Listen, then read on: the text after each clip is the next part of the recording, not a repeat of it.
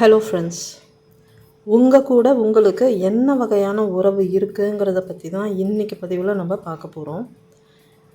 ஒரு உறவில் நம்ம என்னெல்லாம் எதிர்பார்ப்போம்?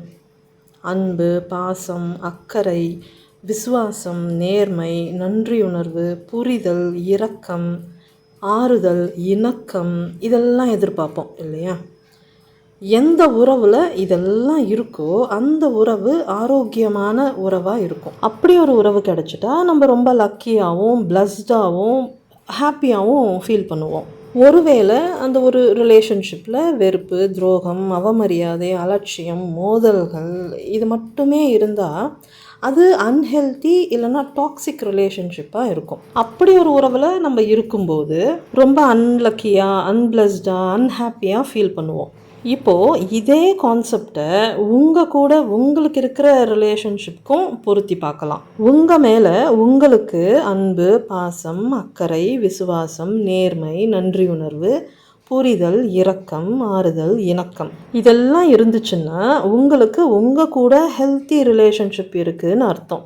அதாவது உங்கள் மேலே நீங்கள் அன்பாக இருக்கணும், உங்களை பாசமாக கவனிச்சுக்கணும், உங்கள் தேவைகளை அக்கறையோடு நிறைவேற்றிக்கணும், உங்கள் ஆன்மா தங்கிறதுக்கு செலக்ட் பண்ணியிருக்கிற உங்களோட உடலுக்கு நீங்கள் விசுவாசமாக இருக்கணும், உங்கள் உணர்வுகளுக்கு நீங்கள் நேர்மையாகவும் உண்மையாகவும் இருக்கணும், உங்ககிட்ட என்னெல்லாம் இருக்கோ அதுக்கெல்லாம் நன்றி உணர்வோடு இருக்கணும், உங்களை நீங்கள் புரிஞ்சு நடந்துக்கணும், உங்கள் மேலே உங்களுக்கு இரக்கம் இருக்கணும், கஷ்ட காலங்களில் உங்களுக்கு நீங்கள் ஆறுதலாக இருக்கணும், உங்களோட நிறை குறைகளை எல்லாம் அனுசரித்து உங்கள் கூட நீங்கள் இணக்கமாக இருக்கணும்.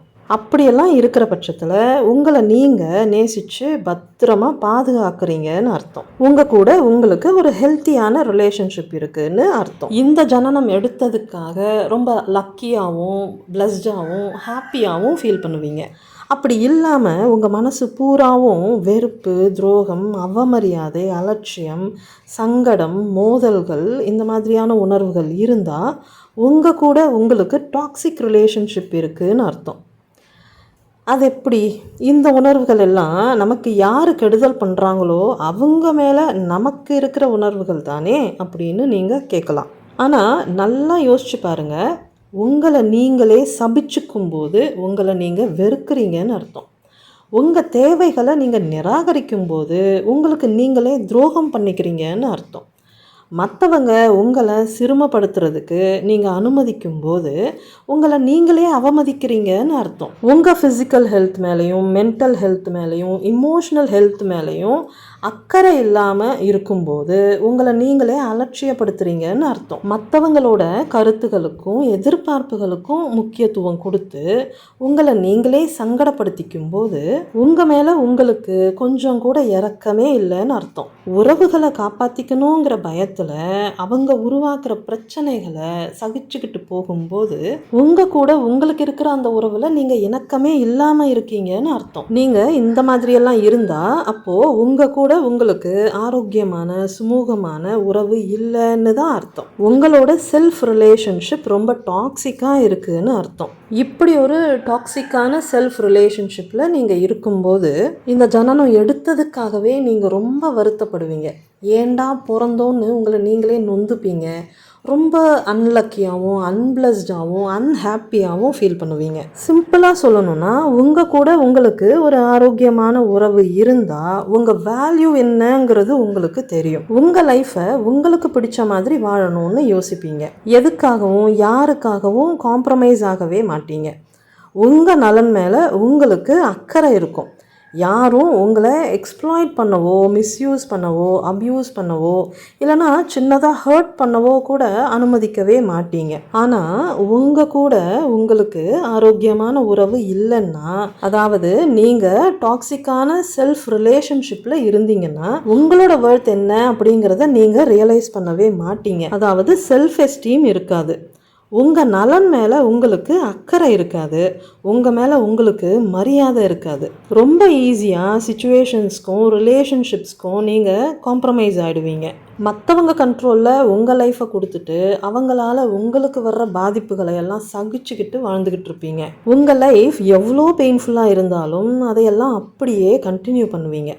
அதை பெட்டர் ஆக்கணுங்கிற ஒரு செல்ஃப் மோட்டிவேஷன் இல்லாமல் ஒரு ஹோப்லெஸ்ஸான ஸ்டேட்டில் ஸ்டக் ஆகிடுவீங்க.